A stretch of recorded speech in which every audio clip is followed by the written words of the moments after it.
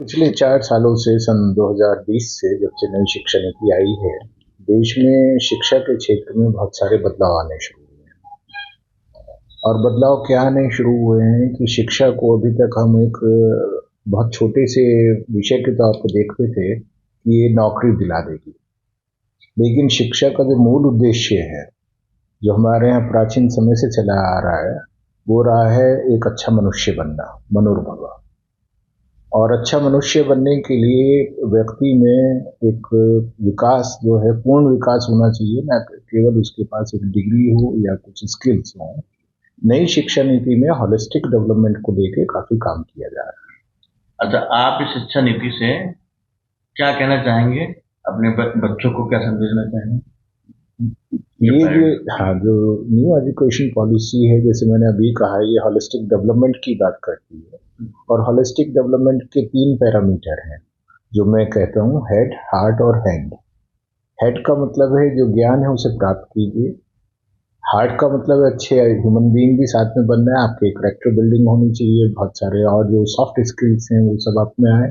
और हाथ का मतलब है जो ज्ञान प्राप्त किया है उसे को अप्लाई करना, उसका स्किल भी आपके पास होना चाहिए। ऐसा ना हो कि हम थ्योरी पढ़ लें खाली और उसको अप्लाई ना कर सके। तो application of knowledge is equally important and focus has been put on that in new education policy. Sir, ये जो इसमें क्या और सुझाव और अच्छा हो सकता है? कुछ सुझाव इसमें हो बताइए। देखिए, ये एक ऐसा डॉक्यूमेंट है जिसे बनाने में देश के सभी शिक्षाविदों ने बहुत मेहनत की है, काम किया है। और जब भी कोई एक डॉक्यूमेंट बनता है, पॉलिसी बनती है, तो उस पॉलिसी में समय के साथ साथ छोटे छोटे बदलाव आते रहते हैं, उसमें अमेंडमेंट होते रहते हैं। क्योंकि शिक्षा नीति ऐसा नहीं है कि सभी विश्वविद्यालय, सभी स्कूल, हायर एजुकेशन इंस्टीट्यूशंस उसे एक बार में ही अपने यहाँ और एक ही मॉडल पे अप्लाई कर ले। ये ऐसा नहीं है वन साइज फिट्स ऑल। तो बदलाव भी हो रहे हैं, हर संस्था अपने अपने हिसाब से उसमें जो छोटी छोटी चीज़ों को बदलाव करने की आवश्यकता है वो कर भी रही है। और जहाँ तक मैं समझता हूँ, शिक्षा नीति के साथ साथ इस बार जो बजट भी आया है, आपने भी देखा हो, उस बजट में बहुत सारा फोकस दिया गया है स्किल्स पे और निश टेक्नोलॉजी पे।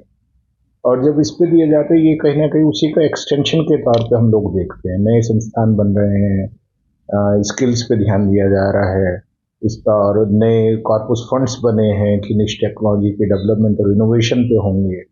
तो मुझे लगता है जो बदलाव नज़र भी आ रहा है, ग्रॉस एनरोलमेंट रेशो बढ़ रहा है इससे। तो बहुत सारी चीज़ें जो हो रही हैं इससे ओवरऑल राष्ट्र में आने वाले समय में एक युवाओं की प्रतिभा में भी और युवाओं की रोजगार क्षमता में भी बदलाव आएगा। अच्छा, दूसरी बात ये बताइए सर कि आपका जो यूनिवर्सिटी है वो उसमें कितना ये पॉलिसी फायदेमंद है अपने मतलब आपके अपने कॉलेज के लिए?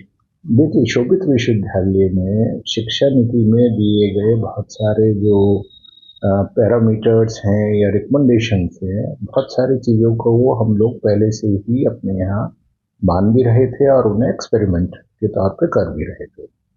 शिक्षा नीति कहती है फ्लेक्सिबिलिटी एंड एडेप्टेबिलिटी की बात, रिसर्च और इनोवेशन की बात करती है वो साथ में। अभी मुझे खुशी है आपको बताने के लिए कि अभी पिछले हफ्ते ही एक रिपोर्ट पब्लिश हुई है 2022-23 की, जो पेटेंट और ट्रेडमार्क डिपार्टमेंट है ministry of commerce and industry का, उसकी रिपोर्ट आई है। उसके हिसाब से हम देश के शोभित विश्वविद्यालय देश के टॉप 10 एजुकेशनल इंस्टीट्यूशंस में है नंबर ऑफ पेटेंट फाइल में। और scientific and industrial research organisations में हम देश में तीसरे नंबर पर है। तो कहीं ना कहीं इसका श्रेय भी मैं शिक्षा नीति को इसलिए देना चाहूँगा कि वहाँ पर रिसर्च और इनोवेशन के फोकस पे बात की गई। तो हमारी यूनिवर्सिटी ने भी पिछले 4 सालों में उसे ज़्यादा फोकस किया है। अच्छा, एक लास्ट क्वेश्चन है। ये जो शिक्षा है, शिक्षा बेसिकली कितनी इम्पोर्टेंट है अ, हम सभी के लिए? और आप क्या संदेश देना चाहेंगे सभी पेरेंट्स के लिए और सभी विद्यार्थियों के लिए? शिक्षा कितनी इम्पोर्टेंट है, कितना लेके आना चाहिए? देखिए, इसकी शुरुआत यदि हम देखते हैं, मैं इसे दूसरे वे में बात करूंगा। मैं गंगोह से बिलोंग करता हूँ, छोटा सा कस्बा है डिस्ट्रिक्ट सहारनपुर में। एक ऐसा कस्बा है जिसे बहुत बड़े सूफी संतों का आशीर्वाद मिला है।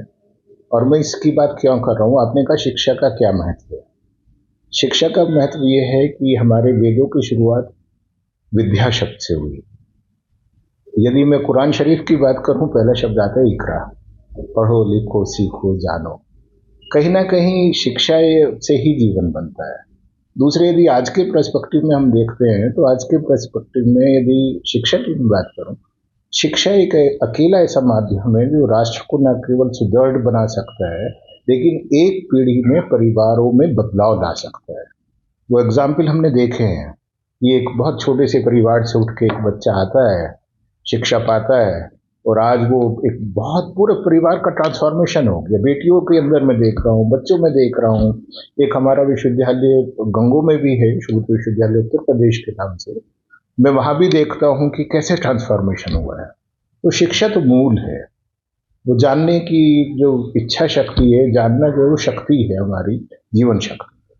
अच्छा, अगर ये कहें सर कि शिक्षा जो है एक समाज सेवा में आती है, तो उसको कैसे आप कोरिलेट करेंगे? देखिए, समाज किससे बनता है? समाज हम सब जब मिल जाते हैं तब बनता है, और समाज को बनाने वाले यदि शिक्षित हैं तो समाज का भला करेंगे, समाज के लिए कार्य करेंगे, समाज को बेहतर और अच्छा बनाएंगे, बहुत इंक्लूसिव बनाएंगे। तो शिक्षा तो एक मूल है, जड़ है, जहाँ से इन सब बातों की शुरुआत है।